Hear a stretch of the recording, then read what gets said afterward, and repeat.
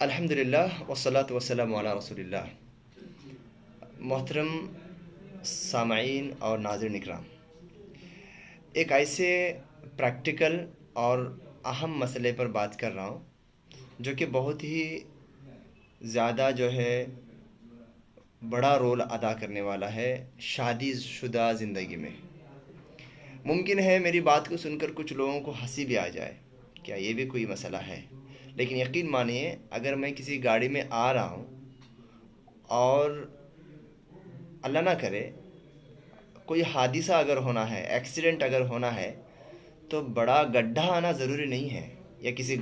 سامنے والی گاڑی کے آ کے مارنے کی ضرورت نہیں ہے۔ بس میرے آنکھ میں چھوٹا سا تنکا بھی اگر چلے جائے نا، تو وہی کریش اور ایکسیڈنٹ کا ذریعہ بنتا ہے۔ تو ایسے ہی زندگی ہے، کبھی کبھار چھوٹی چھوٹی چیزیں، چھوٹی چھوٹی جو ریزنز، چھوٹے چھوٹے نیڈز، جس کو نظر انداز کرنے کی وجہ سے بڑے بڑے اختلافات کھڑے ہو جاتے ہیں۔ اس میں سے ایک شادی شدہ زندگی کے لیے، شادی شدہ کپلز کے لیے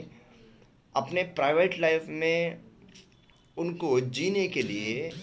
جہاں پر ایک کمرے کی ضرورت ہے رات گزارنے کے لیے، دن گزارنے کے لیے، اپنے پرائیویسی کو گزارنے کے لیے، اس کے ساتھ ساتھ میرے بھائیوں اور بہنوں، خاص کر کے گھر کے جو گارجینس ہیں، ان سے میں بات کر رہا ہوں کہ اپنے بیٹا اور اپنی بیٹی یا اپنی بہو کو اپنے گھر پہ رکھ رہے ہو، تو وہاں پر اپنے گھر پر ان کو ایک بیڈ روم آپ دیتے ہو سونے کے لیے، اٹھنے بیٹھنے کے لیے، لیکن اس چیز کو نظر انداز مت کرو کہ وہ بیڈ روم میں اٹیچ باتھ روم ہونا چاہیے۔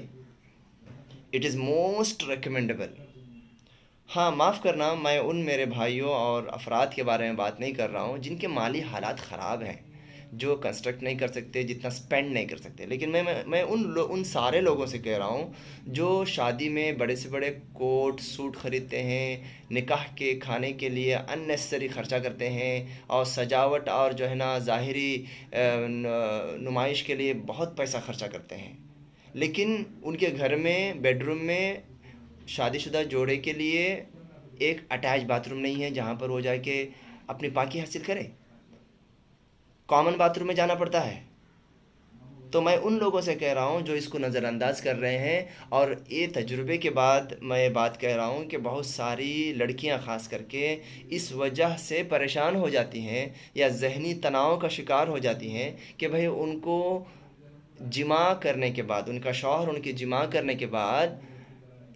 یعنی کہ نہ چاہتے ہوئے گھر کے سارے افراد کو معلوم ہو جاتا ہے کہ آج ان لوگوں نے وہ کام کیا،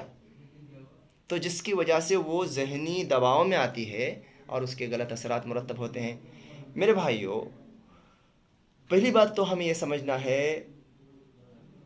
کہ جمع کے بعد ہونے والی جو ناپاکی ہے وہ ایک بڑی ناپاکی ہے، ایسی نجاست ہے جو معمولی نجاست نہیں ہے، یعنی حیض اور نفاس سے بڑی نجاست ہے وہ، ٹھیک ہے؟ اس کی فقہی ڈیٹیلز میں نہیں جا رہا ہوں۔ خاص کر کے نماز کا وقت آ جائے تو آپ کو ہر حال میں غسل کرنا ہے۔ جیسے رات میں کسی نے جمع کر لیا تو میکسیمم فجر کی اذان تک وہ ڈیلے کر سکتا ہے۔ صبح میں اگر کسی نے ڈے ٹائم میں اگر کسی نے جمع کیا یا کسی نے جمع کی تو ظہر تک ڈیلے کر سکتی ہے، تو اس کے بعد تو نہانا ہے اس کے بعد تو پاکی لینا ہے، تو کہاں لے گا؟ تو اس کا زیادہ تر جو دباؤ جو ہوتا ہے عورتوں پر ہوتا ہے۔ بہت ساری عورتیں اس لیے شوہر کو جمع کرنے کے لیے راضی نہیں ہوتے شوہر کے ساتھ، کیونکہ ان کو معلوم ہوتا ہے کہ اگر میں جمع کروں، گھر والوں کو معلوم پڑے گا۔ کیسے معلوم پڑے گا؟ میں اٹیچ باتھ روم میں میرے پاس نہیں ہے تو مجھے کامن باتھ روم میں جا کے نہانا پڑے گا، پانی لانا پڑے گا، پانی گرم کر کے لانا پڑے گا، یا پانی ادھر ہی گرم پایا جاتا ہے تو وہیں جانا پڑے گا۔ دوسرے نعوذ باللہ، یعنی کہ بہنوں کو یا بھابھیوں کو یا جٹھانیوں کو یا دیورانیوں کو یا ساس کو اس کا نہ چاہتے ہوئے بھی نالج ہو جاتا ہے، پھر وہاں سے برائیاں جنم لیتی ہیں۔